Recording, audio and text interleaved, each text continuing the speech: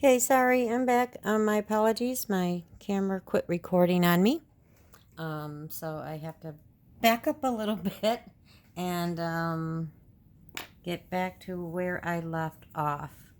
So the sixth page was again another digital, I'm sorry, not digital, coffee dyed pattern paper. But this one I wanted to have some pockets in that folded up. I had already started to show how to do this in the other one, so I'm going to backtrack on that, but I'll go over the steps as I already did that.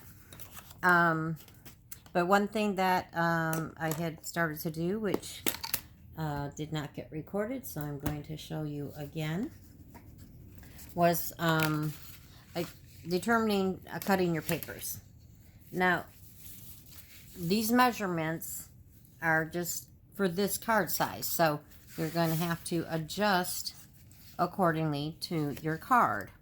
Now, I like to leave a little bit of an edge around the top, bottom, and the one side. Okay, I don't like going right up to the edge and right up to the side because that leaves it a little tight, and sometimes one page may extend beyond whatever, and I think it looks a little bit neater. So to figure out the size that your papers need to be, and again, in regular journaling and you know, for your signatures, it's perfectly great, and I love the diversity. Actually, it adds some character when you have some shorter pieces staggered throughout, and you know, not all of them have to be exactly the same size.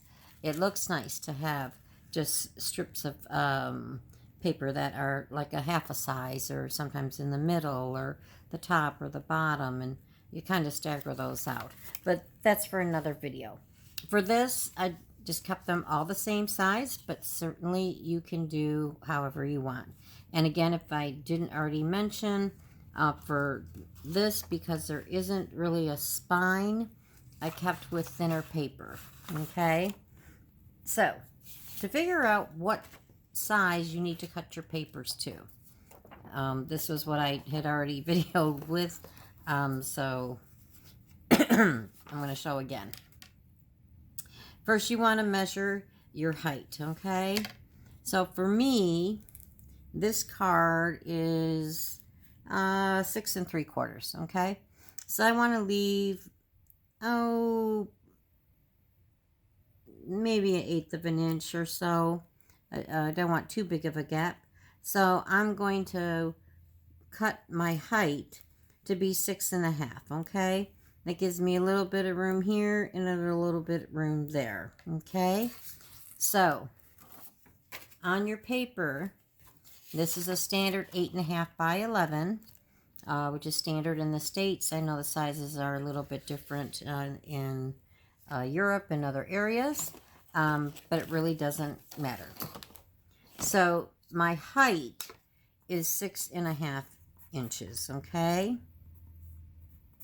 Then my length, now remember, we're folding it in half, so the page needs to be continual, well, for this project, okay? When we get into signatures and that would be another video. It's okay to have half sheets and whatnot, but for this project, okay, my card measures 9 1/4. Now, I want to bring it in 1/4 inch. Again, like I said, I don't like to bring it right up to the edge, especially with the tie. It can sometimes damage the pages. So I want 1/4 inch, but I need to do it on both ends, okay? Because when you fold it in half, then you wouldn't get the full 1/4 inch. So I'm going to take a 1/2 inch off, which is then going to leave it at 8 3/4. Okay? Hopefully that makes sense. So whatever you deem your length is, like this is 9 1/4, I want to take a 1/4 inch off the edge. I have to double that because your pages are going to fold and you really have 2 pages. So you need to take 2 1/4 inches off, with it just a 1/2 inch, Or if you're not good with the math, just do a quarter inch by your lines, and what you end up would be 8 3/4. Okay, so that's my length of the pages. Okay, so when I say height, that's going to be this. Okay, the length is 8 3/4 is this way. Because most standard pages are only 8 1/2. So my 8 3/4 wouldn't work if I did it this way. So if you're using patterned paper, if it's just a, like this, it really doesn't matter. There is some pattern to it, but you know, you might be able to get away with whatever, okay? But if you're using like a 12 by 12 piece of paper, you certainly would have enough room. And I'm just going to put like a star here to kind of show this is the pattern, and the pattern's going this way, okay? If your pattern is, if you have an 8 1/2 by 11 sheet and your pattern's going this way, your pattern's going to be on the side, is going to be sideways. So unless it's something like this, where it's not really directional, it won't matter. So just think about that when you're picking out your papers, is all.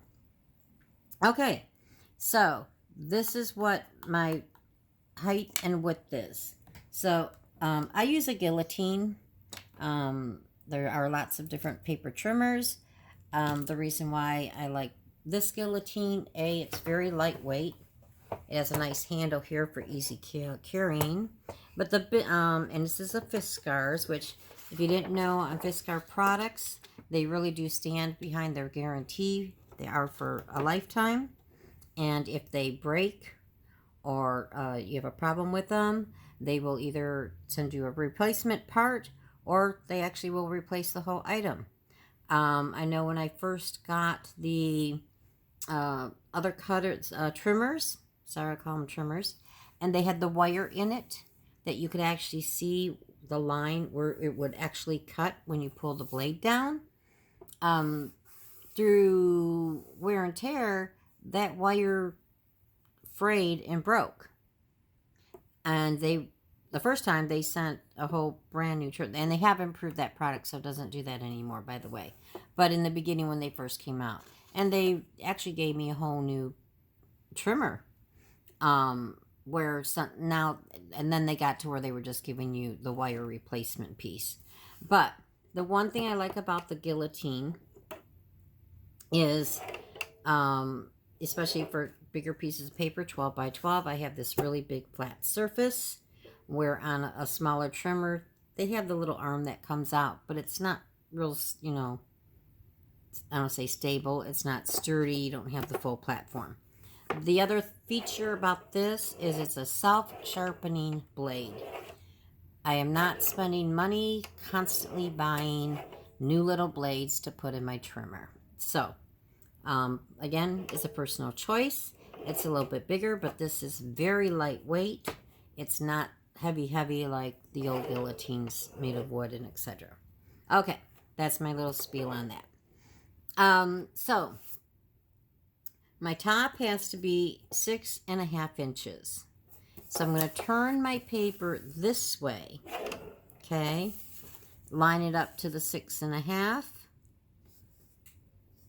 And make sure my paper is lined. Now there is guard that comes here too, that helps to hold the paper down so it doesn't move.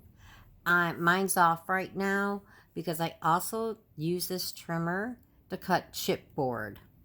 And with the chipboard, it doesn't fit under the guard, okay? So I just make sure with my fingers, and make sure they don't get by the blade, hold the paper down so it doesn't move. And then just come down, and always save my extra pieces. They're great scraps, and matter of fact, I'm going to be using one in a minute here. Now for my length, I turn it sideways. It's going to be at 8 3/4 inches. And again, at this point it doesn't matter, but I know that my pattern is going up this way, so that when my pages is folded in half, I know that that's upright. Okay? So that's how you would cut your paper. The height of your card, and then the open length of the card, minus 1/4 inch for the top, for the height, and 1/2 inch for the length. Okay? Then, to fold them, the best way to make sure that you have a nice even is to take your edges of the pages. Don't worry too much if you're, maybe try to center your top and bottom if they're not exact. But you mainly just want to get as close as you can to these being together. And then I go up the middle, okay, with my finger, and I push out, and I push out. And then usually I get a pretty perfect fold, okay? And then I take my bone folder, and this is what is called, a term is called burnishing, if you ever hear it. All you're basically doing is taking a bone folder, and you're putting a nice press crease on your fold, okay? And there you have your open page. When you go to assemble your signature, always double check before you sew it in that your pattern papers are right side up and not upside down, okay? I know, sorry, I had gotten cut off at the point where I was showing you the one with the washi tape. I can't remember if I just showed you the one with the double pocket. Okay, so the other ones were pretty self-explanatory after I folded them like I just showed, and then I decorated the sides. Now, most general people, when they assemble their journals, will insert their signatures first, and then they start adding and decorating to the pages. I used to do it that way, and there's two reasons why I don't quite do it that way anymore. And I'll get into that more into another video about how, sewing signatures and stuff in. I ended up that by the time I start adding my ephemera and stuff, I would end up what they call gator mouth, or my book would end up where it wouldn't really lay flat. So I find it easier to control adding to my pages before I sew them in, so I don't go overkill on that. Another thing is sometimes on just the plain journal pages, or pages that I'm leaving plain for journaling, which most of this is, sometimes I like to stamp on them or things of that nature. It's really hard to work or decorate or do the punches on the ends, things like that. Once the journal's already in the book, or the signatures are in the book, it's a lot harder to work and do that. And to stamp, you're not on a flat surface now, right? You have a signature with some ephemera there, and it just your image isn't going to stamp as well. So I try to pre-plan for some of that. So something as, I'll say simple, as small as this, it just made more sense to me, and just, could be personal preferences, to decorate or do what I'm going to do with my pages first, and then sew them in, instead of try to work with them once they're sewn in. Okay, so that's just a little tip. Hopefully that is helpful and not confusing. So for two of the pages, which unfortunately, again, I didn't know my recording had stopped on me. So there was this one that I had the side pocket on. For this one, because I wanted to do the side pocket, sorry, I'm dropping stuff here.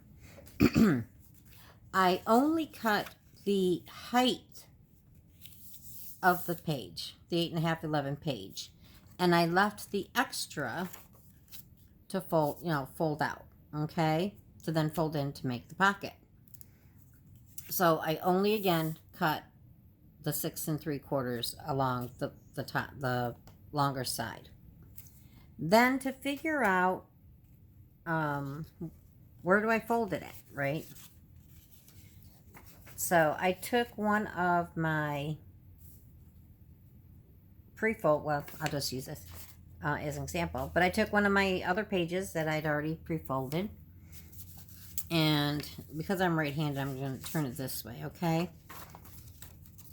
So I have this that I already know is folded in the size that all my pages are. I lined up the edge to the edge of this paper, okay? Now forget that this is already, because like I said, my camera stopped when I was showing this, so I'm going to have to show you even though it's already done. This is where this beveled edge comes in really nice. But you can still use any ruler that you want, or a straight edge. And I lined up the edge with the edge of the top page where it's already folded, because I know that's exactly the length I need. Now, you could use a scoreboard, but because this paper's thinner, scoring it probably will either go right through it or really break down the paper that it's going to rip out, and not, you're losing a lot of the structure by doing that. So this is why I do this. So I line this up, and then I take my, forget this pocket, this is, pretend it's all one piece, and I'm going to fold it up like this, and then while it's up, make sure your ruler doesn't move, I'm just going to take my finger and I'm going to rub slowly along the edge, making sure I'm butt up against the ruler, and kind of get that initial crease, okay? Once I do that, then I will fold this back over, and again, this would be, this pocket piece wouldn't be closed yet, it would be extended out. I line up my edges on the side just to make sure I'm straight. Press down there, and then make sure I burnish it, okay? So now I got the width, or my page per se, folded to the right size as the other ones. But I have this extra piece here, which is I'm using for a pocket. So again, I need to know, where do I fold that at? I can either try to measure it, but to be more accurate, again, it's easier to fold this piece of the paper in, and again, pretend this is sticking out, and do the same thing. Put this up to the edge, take that extra piece that would be here, fold it up, run your finger, right, pressing up against it as you're running down. So you're putting a crease there so you know exactly where the fold would be at the edge of where the paper would be. Open it up, and then I, again, fold it down just to make sure my edges match up. Run my fingers along and burnish it. Okay? Then I want a thumb hole in here. So before I glue it down, it's always easier to do things before they're glued down. Again, I used this, my Tim Holtz, or you can figure out the math, or you can eyeball it. And so, okay, 3 1/4 and 3 1/4. Because it was 6 1/2, so half of that would be 3 1/4. So that makes sense. So that lines up. These both numbers are equal. So my center point I marked here at the 0. And then I took my circle punch. And again, I didn't want it too deep because it's not that deep of a pocket. And I centered up with my line, my mark, in the middle here. And then I came down as far as I wanted this to be, okay? And because this is coffee dyed, and there was a natural edge, or all around the edges, it was, kind of had the, I'll say burnt look, but, I did take my vintage photo, and the areas that I had cut were cut paper off, which again was just on one side because I had the longer piece. I inked both sides of that so that it was consistent.